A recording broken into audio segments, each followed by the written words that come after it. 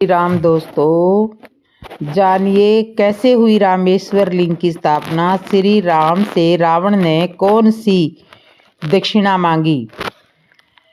रामायण की कथा के अनुसार भगवान श्री राम ने तमिलनाडु के एक विशेष स्थान पर पहुंचकर युद्ध की तैयारी की और रावण से युद्ध करने के पूर्व वहां पर भगवान शिव के शिवलिंग की स्थापना करने का विचार किया। आज उस स्थान को रामेश्वर नाम से जाना जाता है। रामेश्वर में शिवलिंग की स्थापना करने हेतु किसी योग्य आचार्य या पुरोहित की आवश्यकता थी। ऐसे में विद्वानों ने श्री राम को रावण को बुलाने के लिए कहा, क्योंकि रावण विद्वान पंडित और पुरोहित था और वह शिव भक्त भी था। अंत में श्री राम ने जामवंत जी को रावण जी को आचार्य तत्व का निमंत्रण देने के लिए लंका भेजा। जामवंत भी कुंभकर्ण की तरह आकार में बहुत बड़े थे। वे जब लंका पहुंचे तो लंका के प्रहरी भी हाथ जोड़कर उनको रावण के महल की ओर जाने वाला मार्ग दिखा रहे थे। महल के द्वार पर समय रावण उनके अभिनंदन के लिए पहुंचा। तब जामवंत जी ने मुस्कुराते हुए कहा कि मैं इस अभिनंदन का पात्र नहीं हूँ, मैं बनवासी श्री राम का दूत बनकर आया हूँ। उन्होंने तुम्हें सादर प्रणाम कहा है। यह सुनकर रावण ने कहा, आप हमारे पितामह के भाई हैं, इस नाते आप हमारे पूज्य हैं। आप कृपया आसन ग्रहण करें। यदि आप मेरा निवेदन स्वीकार कर लेंगे तभी संभवतः मैं आपका आदेश सावधानी से सुन सकूंगा।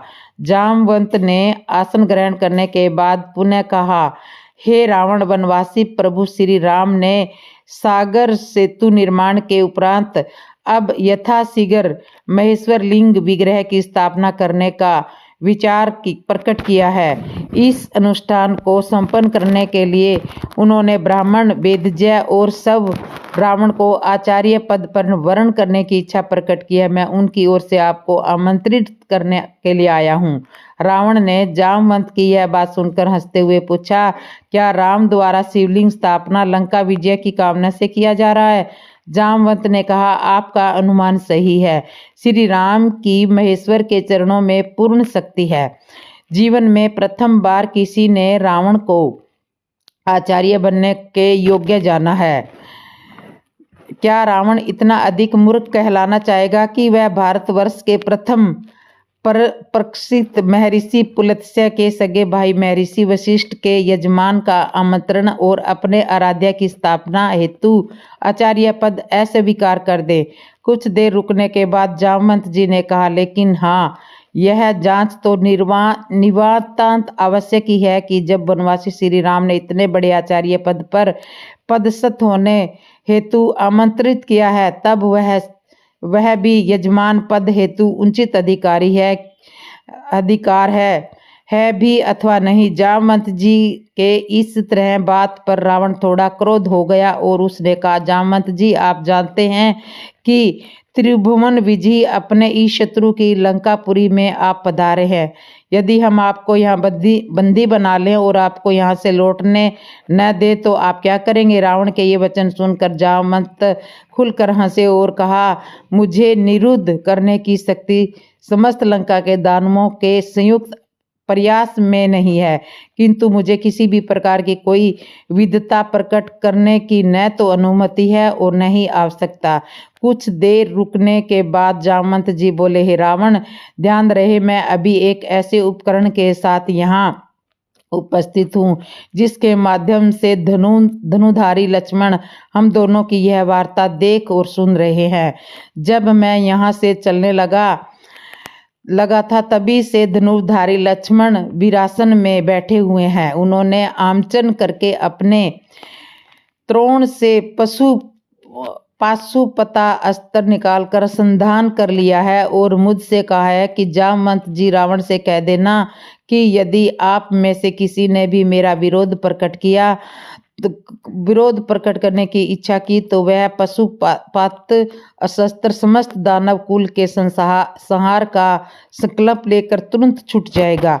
इस कारण भलाई इसी में है कि आप मुझे अविलंब वांछित प्रत्युत्तर के साथ सकुशल और आदर सहित धनुधर लक्ष्मण के दृष्टिपथ पर वापस पहुंचने तक की व्यवस्था करे। जामवंत के ये वचन सुनकर उपस्थित सभी दानव गण भयभीत हो गए। रावण भी सोच में पड़ गया। वह भयभीत होकर सोचने लगा, पशुपता अस्त्र महेश्वर का यह अमोघ अस्त्र है जो सृष्टि में एक साथ दो धनुधर प्रयोग ही नहीं हो सकते। अब भले ही वह रावण पुत्र मेघनाथ के त्रोण में हो। जब लक्ष्मण ने उसे संधान स्थिति में ला ही दिया तब स्वयं भगवान शिव भी अब उसे रोक नहीं सकते।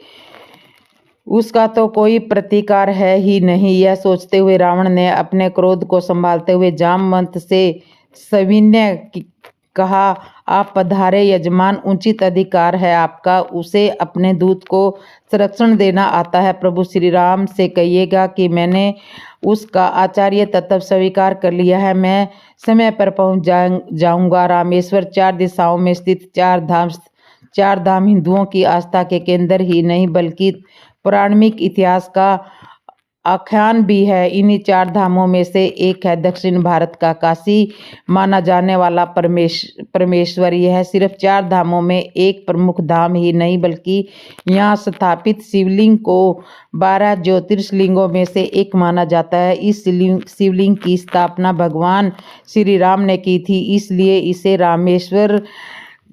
रामेश्वर भी कहा जाता है। रामेश्वर की अन्य कथा। पहली कथा पौराणिक कथाओं के अनुसार जब भगवान श्री राम ने लंका पर चढ़ाई की तो विजय प्राप्त करने के लिए उन्होंने समुद्र के किनारे शिवलिंग बनाकर भगवान शिव की पूजा की थी। इससे प्रसन्न होकर भगवान भोलेनाथ ने श्री राम को विजय श्री का आशीर्वाद दिया था। आशीर्वाद मिलने के साथ ही श्री राम ने अनुरोध किया था कि वे जन कल्याण के लिए सदा इस ज्योतिर्लिंग रूप में यहाँ निवास करें। उनकी इस स्थापना को भगवान शंकर ने सहस्त्र स्वीकार कर लिया था। दूसरी कथा। इस कथा के अनुसार जब भगवान श्री राम लंका पर विजय प्राप्त कर लौट रहे थे तो उन्होंने गंधमादन पर्वत पर विश्राम किया। वहां पर ऋषि मुनियों ने श्री राम को बताया कि उन पर ब्रह्म हत्या का दोष है जो शिवलिंग की पूजा करने से ही दूर हो सकता है। इसके लिए भगवान श्री राम ने हनुमान जी से शिवलिंग लेकर आने को कहा। हनुमान तुरंत कैलाश पर्वत पर पहुंचे लेकिन वहां उन्हें भगवान शिव नजर नहीं आए। अब हनुमान भगवान शिव के लिए तप करने लगे। उधर मुहूर्त का समय बीता जा रहा था। अतः भगवान शिव शंकर ने हनुमान जी की पुकार को सुना और हनुमान जी ने भगवान शिव से आशीर्वाद सहित शिवलिंग प्राप्त कर लिया, लेकिन तब तक देर हो चुकी थी। मुहूर्त निकल जाने के भय से माता सीता ने बालू से ही विधिवत रूप से शिवलिंग का निर्माण करके श्री राम को सौंप दिया, जिसे उन्होंने मुहूर्त के समय स्थापित किया। अब हनुमान जी वहां पहुंचे तो देखा कि शिवलिंग तो पहले से स्थापित हो चुका है। इससे उन्हें बहुत बुरा लगा। श्री राम हनुमान जी की भावनाओं को समझ रहे थे। उन्होंने हनुमान जी को समझाया लेकिन वे संतुष्ट नहीं हुए। तब श्री राम ने कहा कि स्थापित शिवलिंग को उखाड़ दो तो मैं इस शिवलिंग की स्थापना कर देता हूँ। लेकिन लाख प्रयासों के बाद भी हनुमान जी ऐसा नहीं कर सके और अतः मूर्छित होकर गंधमादन पर्वत पर जा गिरे। होश में आने पर उन्हें अपनी गलती का एहसास हुआ तो श्री राम ने हनुमान जी द्वारा लाए हुए शिवलिंग को भी नजदीक ही स्थापित कर दिया और उसका नाम हनुमदीश्वर रखा गया। श्री राम ने पूछा, आपकी दक्षिणा? तो पुनः एक बार फिर सभी को चौंकाया। आचार्य के शब्दों ने घबराओ नहीं यजमान, सौरणपुरी के स्वामी की दक्षिणा संपत्ति नहीं हो सकती। आचार्य जानते हैं कि उनका यजमान वर्तमान में वनवासी है, लेकिन फिर भी राम अपने आचार्य की जो भी मांग हो उसे पूरा करने की प्रतिज्ञा करता है।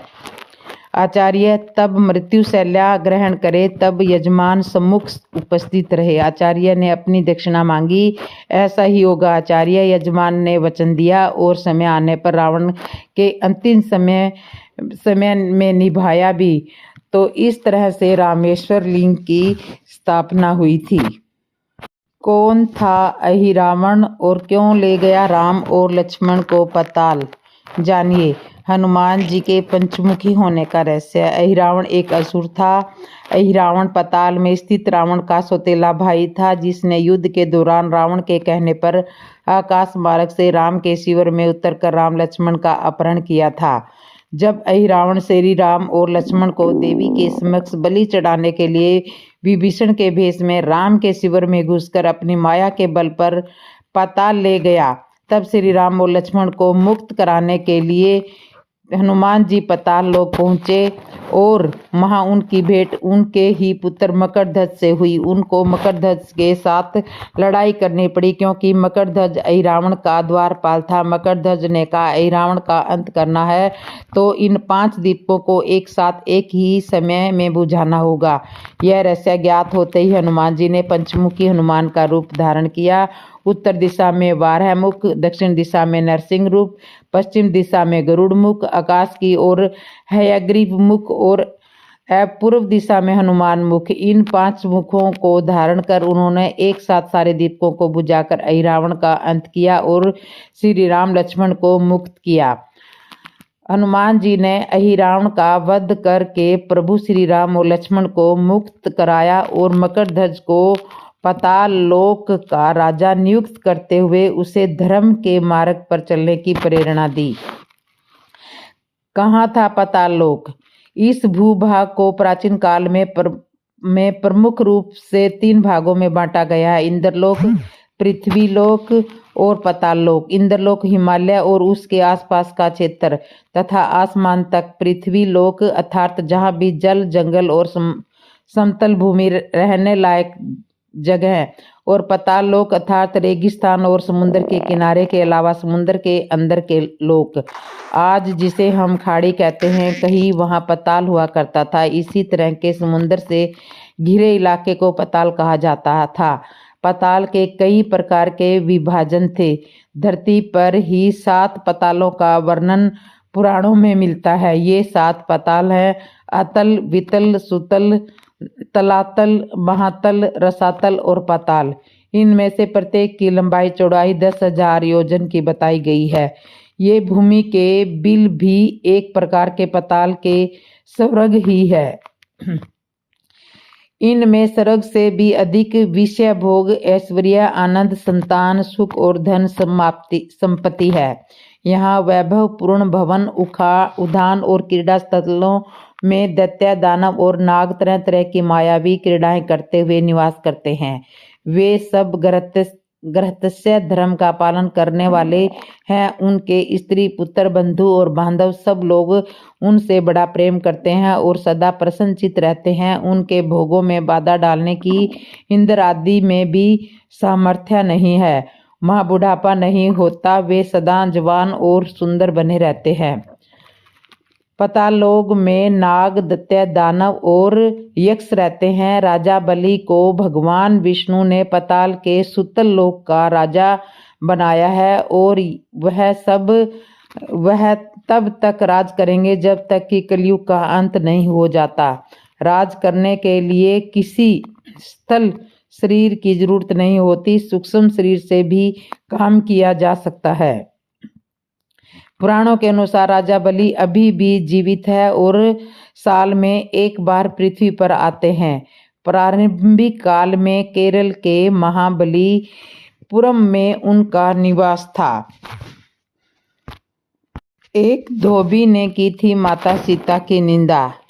जानिए सारा वृत्तांत। रामायण की कहानी के बारे में सभी लोग जानते हैं कि किस तरह राम को वनवास हुआ और सीता और लक्ष्मण उनके साथ गए। रावण द्वारा सीता का अपहरण किया गया और राम लंका पर विजय पाकर अयोध्या लौटे। लेकिन अयोध्या लौटने के बाद एक धोबी के द्वारा माता सीता की निंदा की गई थी।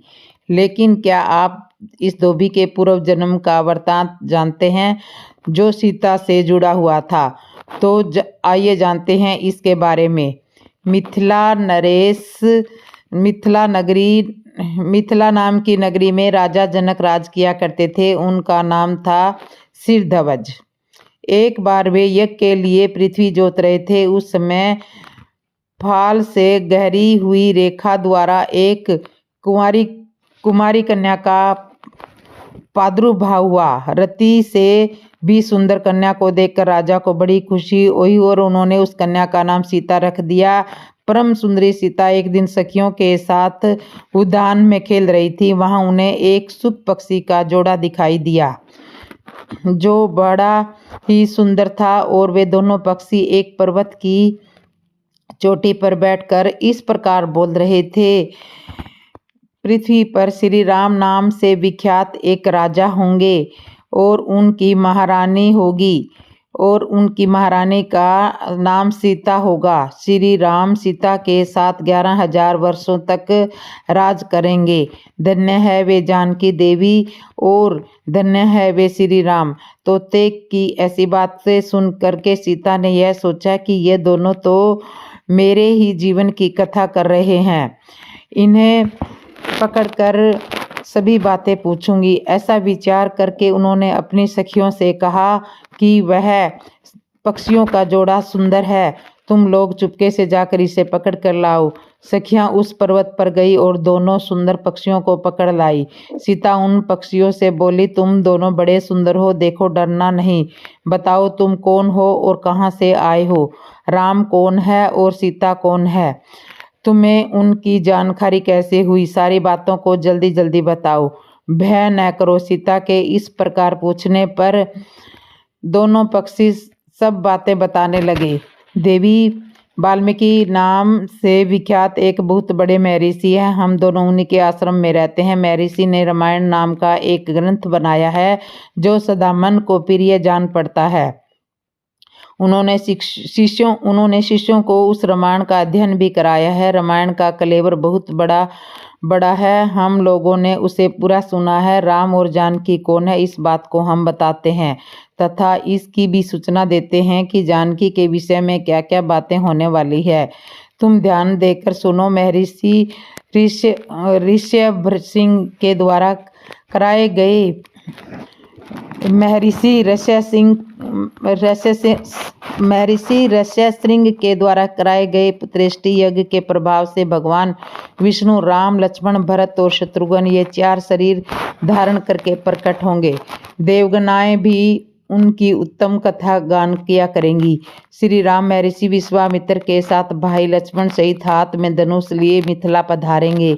उस समय वहां वे शिव के धनुष को तोड़ेंगे और अत्यंत मनोहर रूप वाली सीता को अपनी पत्नी के रूप में ग्रहण करेंगे। फिर उन्हीं के साथ श्री राम अपने विशाल राज्य का पालन करेंगे। वे तथा और भी बहुत सी बातें वहाँ हमारे को सुनने में आई है। सुंदरी, हमने तुम्हें सब बातें बता दी है, अब हम जाना चाहते हैं, हमें छोड़ दो। पक्षियों की ये अत्यंत सुंदर बातें सुनकर सीता ने उन्हें मन में धारण किया और उन दोनों से पूछा, राम कहाँ होंगे, वे किसके पुत्र हैं और कैसे वे आकर जानकी को ग्रहण करेंगे? मनुष्य अवतार में उनका श्री विग्रह कैसा होगा? उनके प्रश्न सुनकर सुखी मन ही मन जान गई कि ये ही सीता है। उन्हें पहचान कर वह सामने आकर उनके चरणों पर गिर पड़ी और बोली, मैं श्री रामचंद्र जी का मुख कमल की कली के समान सुंदर होगा, नेत्र बड़े बड़े और खिले हुए, नासिक ऊंची पतली और मनोहारिणी होगी, भुजाएं घुटनों तक, लंबा शंख के समान, गला शंख के समान होगा, वक्षस्थल उत्तम व चौड़ा होगा, उसमें श्री वत्स का चिन्ह होगा। श्री राम ऐसा ही मनोहर रूप धारण करने वाले हैं, मैं उनका क्या वर्णन कर सकती हूँ। जिसके 100 मुख है वह भी उनके गुणों का बखान नहीं कर सकता। फिर हमारे जैसे पक्षी की क्या विसात है। वे जानकी देवी धन्य है जो शीघ्र रघुनाथ जी के साथ हजारों वर्षों तक प्रसन्नता पूर्वक विहार करेगी। परंतु सुंदरी, तुम कौन हो? पक्षियों की बातें सुनकर सीता अपने जन्म की चर्चा करती हुई बोली, जिसे तुम लोग जानकी कह रहे हो वह जनक की पुत्री मैं ही हूँ। श्री राम जब यहाँ आकर मुझे स्वीकार करेंगे तभी मैं तुम दोनों को छोड़ूंगी। तुम इच्छा अनुसार खेलते हुए मेरे घर में सुख से रहो। यह सुनकर सुकी ने जानकी से कहा, साध्वी, हम वन के पक्षी हैं, हमें घर में सुख नहीं मिलता। मैं गर्भवती हूँ, मैंने अपने स्थान पर जाकर बच्चे पैदा करूंगी, उसके बाद फिर मैं यहाँ आ जाऊंगी। ऐसा कहने पर भी सीता ने उसे नहीं छोड़ा। तब उसके पति ने कहा, सीता मेरी भार्या को छोड़ दो, यह गर्भवती है।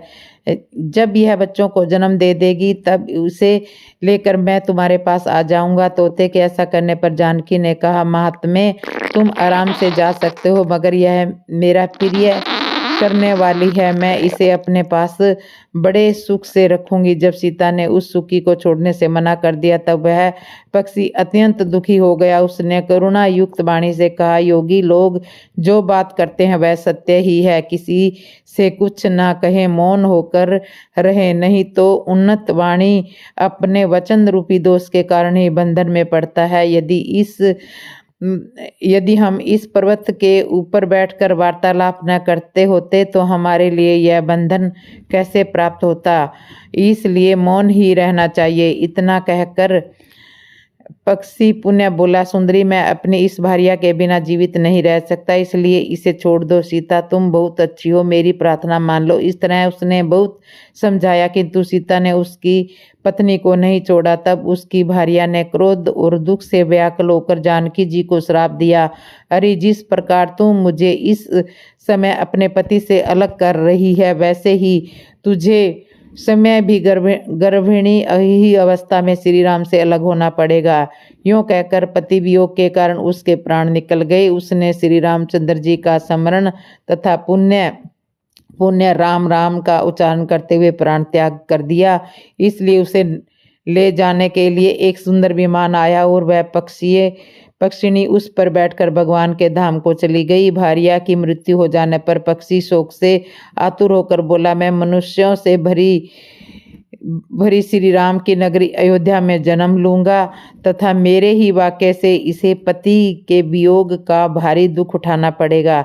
यह कहकर वह वहां से चला गया। क्रोध और सीता जी का अपमान करने के कारण उसका धोबी के घर में जन्म हुआ। उस धोबी के कथन से ही सीता जी की निंदा हुई और उन्हें पति का वियोग हुआ।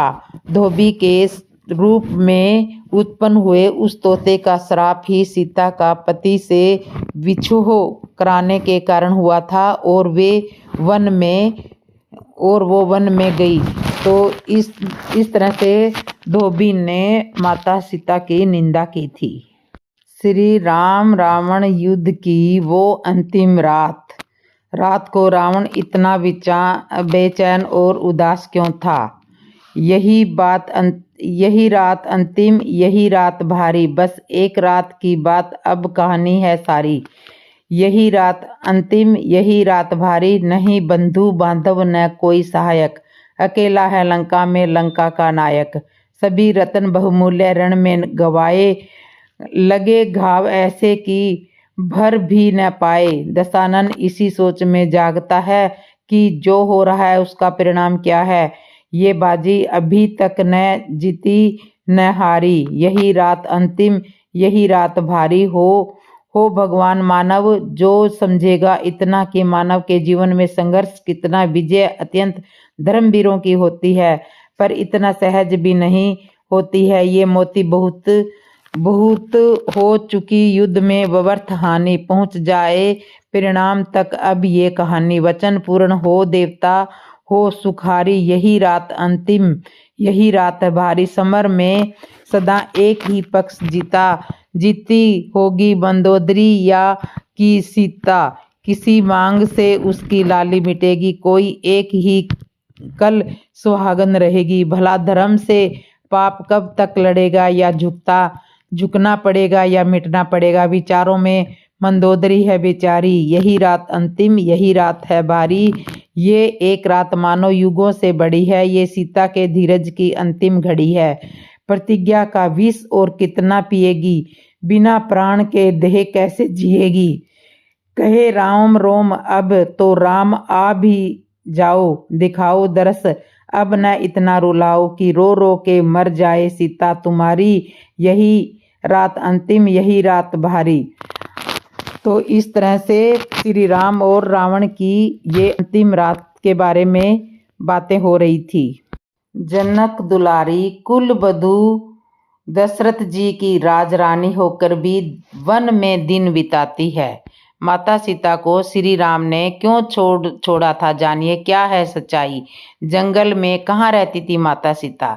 रामायण कथा के अनुसार हम जानते हैं कि जब लंका विजय के बाद प्रभु श्री राम माता सीता और लक्ष्मण के साथ अयोध्या लौटे थे तो उनका स्वागत बहुत ही भव्य रूप से हुआ था। अयोध्या वासियों ने घी के दिए जलाए थे। लेकिन रामायण का ये सहाय पक्ष भी है कि माता सीता को अपनी पवित्रता का परिणाम देने के लिए अग्नि परीक्षा भी देनी पड़ी थी। यहाँ तक कि उन्हें राज्य से बाहर जंगलों में भी जाना पड़ा था। भगवान श्री राम ने माता सीता को क्यों छोड़ा, इसके पीछे का कारण क्या है। जब भगवान श्री राम को 14 वर्ष का वनवास हुआ तो वे अकेले ही वनवास जाना चाहते थे, लेकिन माता सीता ने उनके साथ चलने का निर्णय लिया था।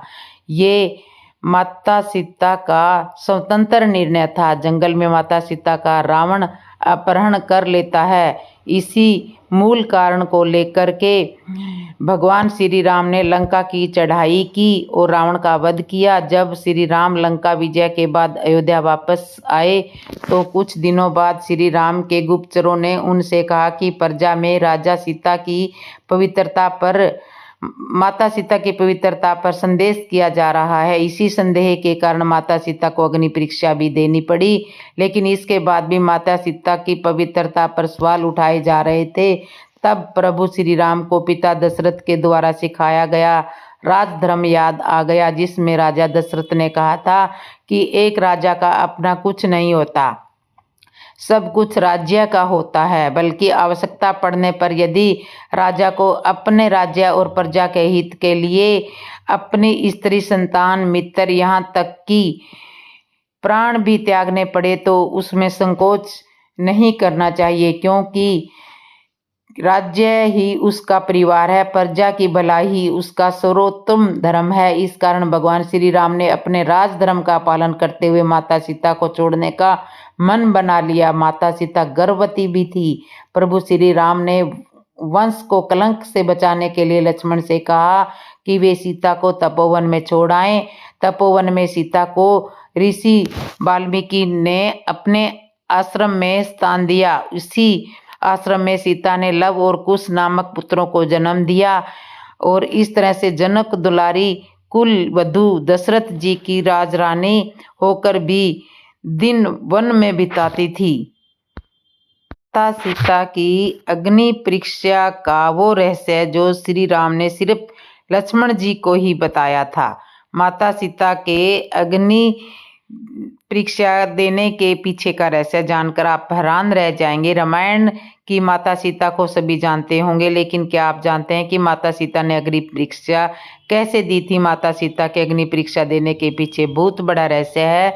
कथाओं के अनुसार असली माता सीता को कोई अग्नि परीक्षा नहीं देनी पड़ी थी। भगवान श्री राम ही थे जो माता सीता के इन दोनों रूपों के बारे में जानते थे, क्योंकि वे उन्हीं के द्वारा रचित थे। माता सीता अग्नि देव की पूजा किया करती थी और त्रेता युग में ये धारणा थी कि अगर कोई व्यक्ति सच्चा है तो उसे अग्नि कोई नुकसान नहीं पहुंचा सकती थी। इसी वजह से असली माता सीता अग्नि देव की शरण में सुरक्षित हो गई थी, रामचरितमानस हो गई थी और सीता अपहरण से लेकर अग्नि परीक्षा तक के समय में माया की सीता ही थी। रामचरितमानस के अरण्य कांड में दोहा 23 और लंका कांड में दोहा 108 से 109 तक में इस प्रसंग का वर्णन विस्तार से किया गया है। पद्म पुराण के अनुसार रामायण में एक नहीं बल्कि 2 सीता थी, पहली असली और दूसरी माया की सीता।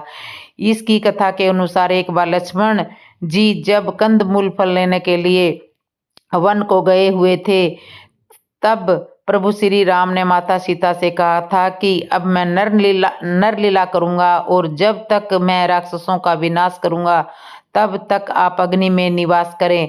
ऐसा कहकर श्री राम ने माता सीता को अग्निदेव को सौंप दिया। इसके बाद असली सीता जी की जगह माया की सीता प्रकट हो गई। जब सीता जी का अपहरण हुआ तब वो माया की ही सीता थी। जब युद्ध समाप्त हुआ और राक्षसों का विनाश हो गया तब भगवान श्री राम ने माता सीता को अग्नि परीक्षा के लिए कहा और माया की सीता अग्निकुंड में समा गई और माया की सीता के अग्नि में समाते ही असली माता सीता अग्नि से बाहर आ गई। और इस पूरी अग्नि परीक्षा का सिर्फ एक यही कारण था। श्री राम ने लक्ष्मण को माता सीता की अग्नि परीक्षा लेने का गूढ़ रहस्य बताया था कि रावण के द्वारा सीता हरण करने तथा श्रवण मृग के आने से पूर्व ही श्री राम को भविष्य में घटित होने वाली संपूर्ण घटनाक्रम का पता चल गया था।